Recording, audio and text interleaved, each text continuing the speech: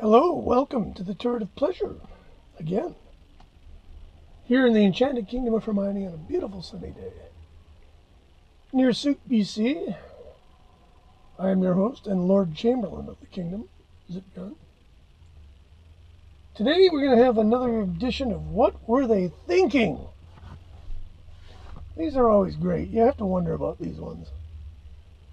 And today we're going to detail an artist that I've already... wait a minute.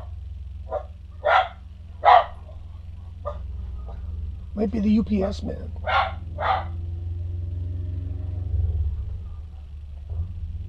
Oh, maybe not. Anyway, we already mentioned Keith Jarrett the other day.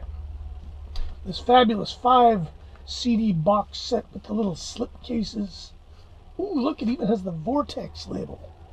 I'm really into the Vortex label. The Vortex label, I really don't know much about it, and if you know anything about it, for God's sake, give me this information. But from what I can figure out, Vortex was a sub-label of Atlantic. I'm assuming it had much to do with Nisui Erdogan. And it appeared that most of the records were produced by Herbie Mann. Certainly a lot of them seem to be. Was this one produced by Herbie Mann? And one of its notable features of this label was, despite it only lasting maybe 2 years... No, okay. This one isn't done by Herbie Mann. They only lasted maybe 2 years. They put out 14 records. And they put out the debut records of Chick Corea, Keith Jarrett, Sonny Sharrock, Bjart Lancaster, Joe Zawinul. I mean, every record just about they put out was maybe not a fantastic record as such, but a very forward-thinking record. And it looked like it was Atlantic's attempt to really, push forward. And after the Sonny Sharrock record, I believe that was the 14th record, it just disappeared. And it was replaced, it seems, and again, I don't know this, but it seemed to be replaced by Embryo Records, which really was Herbie Mann's little private fiefdom. And they put out a pile of really good records. And I don't know how many they put out, maybe 15? But I'm trying to collect them all because they're all very interesting records.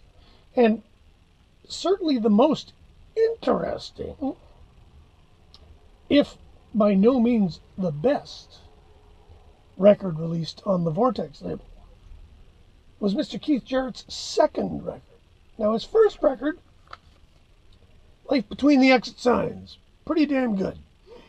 Paul Motian on drums, Charlie Hayden on bass, piano trio. This was produced by George Aviakin. Aviakin? Don't know how you pronounce his name. And this is, for the most part, real good. A great debut. 1967, I believe. He'd been playing with Charles Lloyd for a while.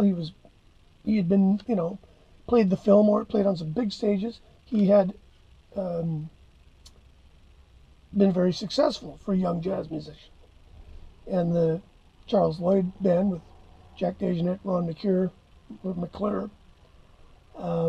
they all went on to be major jazz artists. So as a first record, this was a great first step, nice and simple piano trio. And then, and according to George Avakian is his name, it was not his idea, it was Keith's idea. Keith wanted to do a record where he played all the instruments. And he wanted to do a record where he sang. And he sang lyrics of his own devising. And that record became known as Restoration Ruin.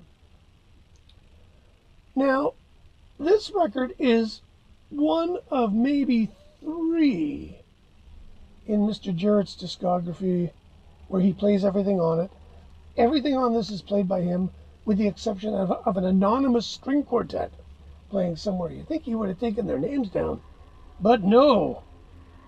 And this is great. There's a little chart shows you which songs he plays on which instrument, because that's important in 1968. He played it all by himself. I mean, who knew? How to approach this album? The best way is the simplest. Listen. I would agree with that piece of advice. Yet there are more ways of approaching it than Cyrano de Bergerac had for approaching the question of his nose. For example, astonished. Wow, one man did all that, yes? No, there's a hired string quartet. But close. Modern skills. Observant, comprehending, quantitative? Could anyone else have done so many different things? Statistical. He even plays 2 guitar parts out for you and me. My God!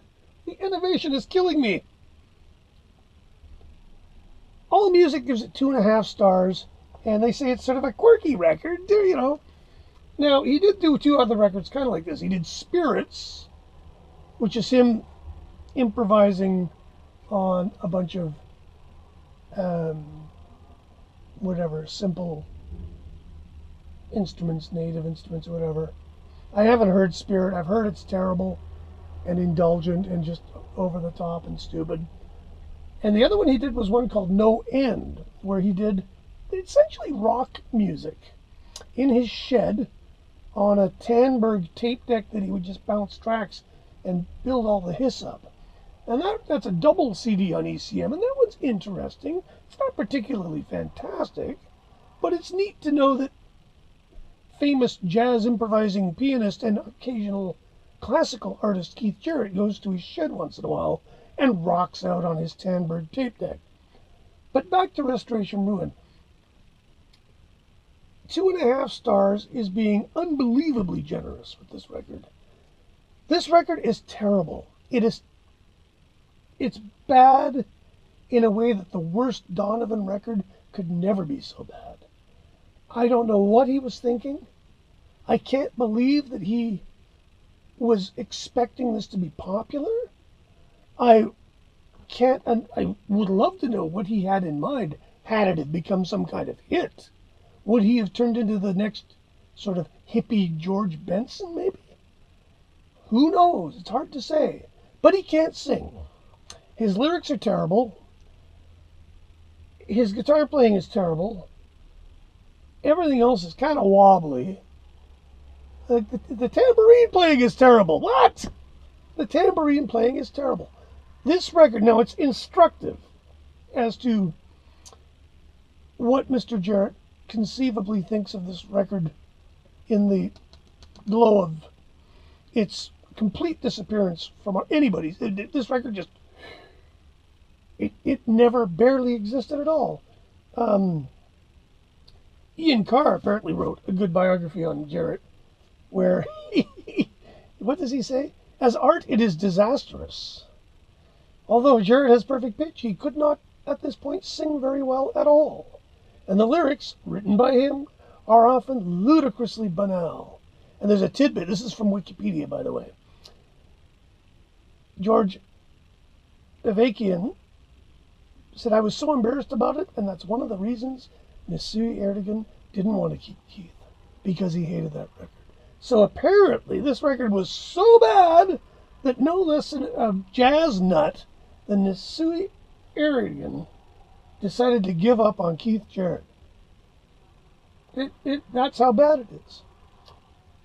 It's so bad, folks, that in 1994, Rhino, who are usually pretty good for this kind of thing, decided to put a little box set, 2 CD box set, 1994, called Foundations, the early Keith Jarrett.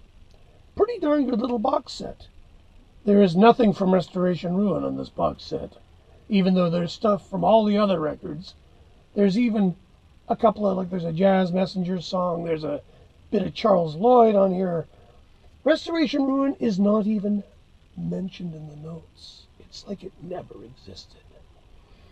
Should you find an opportunity to listen to this record, and you need a really good laugh at the expense of somebody who's actually a great musician, but he's really he's low-hanging fruit because of his many pretensions.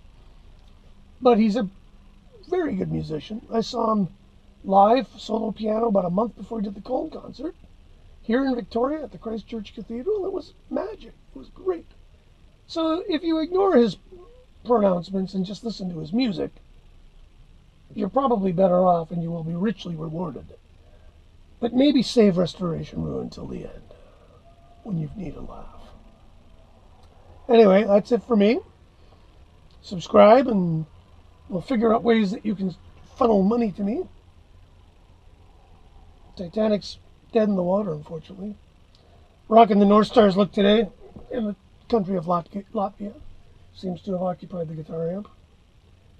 We'll talk to you later. Take care.